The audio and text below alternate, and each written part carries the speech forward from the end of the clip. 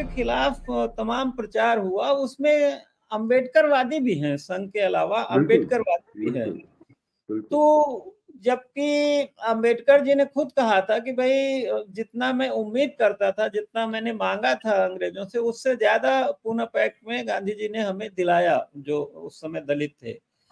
तो बिल्कुल। थोड़ा-सा और बाद में गांधी जी की ही मुझे लगता है कि प्रेरणा से अम्बेडकर जी को संविधान सभा में लाके फिर कानून मंत्री बनाया गया। तो इसके बावजूद अम्बेडकरवादियों के मन में इस तरह का भ्रम क्यों है कि गांधी और अम्बेडकर को, मैं समझता हूँ गांधी और अम्बेडकर एक-दूसरे के पूरक थे।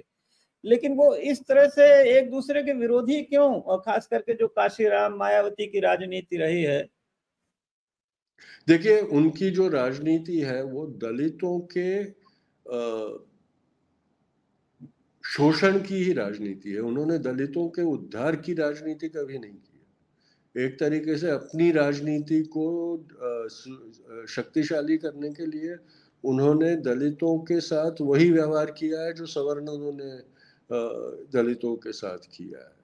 और ये जो गांधी अंबेडकर द्वेष की राजनीति करने वाले लोग हैं, उन्होंने ना गांधी को कभी समझा, गांधी को समझने की कोशिश भी नहीं की, लेकिन उनको सही में बाबा साहेब अंबेडकर भी समझे नहीं है।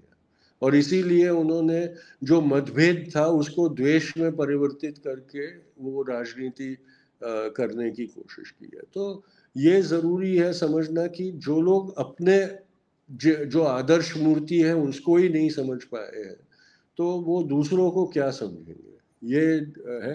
और इसीलिए जिस प्रकार से बाबा साहेब अंबेडकर ने सोचा था कि अपना जो समुदाय है उसके उद्धार के लिए जिस प्रकार की नीतियां बाबा साहेब ने पर्याप्त समझी थी, उनको ये जो दलितों के कथित नेता है उन्होंने निष्फल बना दिया है। क्योंकि उनको अपनी राजनीति चलाने के लिए जो दलित समाज है उसको उसी लेवल पर अटकाए रखना जरूरी है, अनिवार्य हो जाता है। क्योंकि अगर उनका उद्धार होके जो सपना बाबा साहेब ने देखा था वैसे वो लोग हो जाए और एक समता पूर्ण समाज की स्थापना हो जाए, तो इनकी राजनीति खत्म हो जाएगी।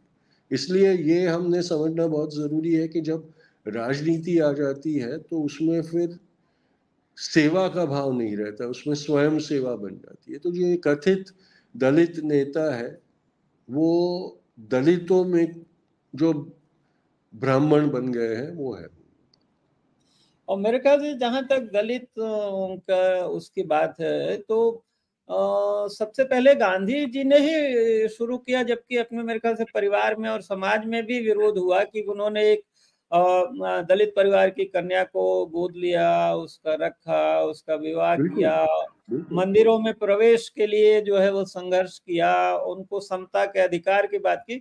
और गांधी जी मुझे लगता है कि दलितों के को बराबर लाने के लिए जो समाज में आम सहमति बनाने का काम किया, जो केवल अंबेडकर जी से नहीं हो सकती थी। अगर गांधी ने उसके लिए देखिए, एक दोनों का महत्व अपनी अपनी जगह पे था।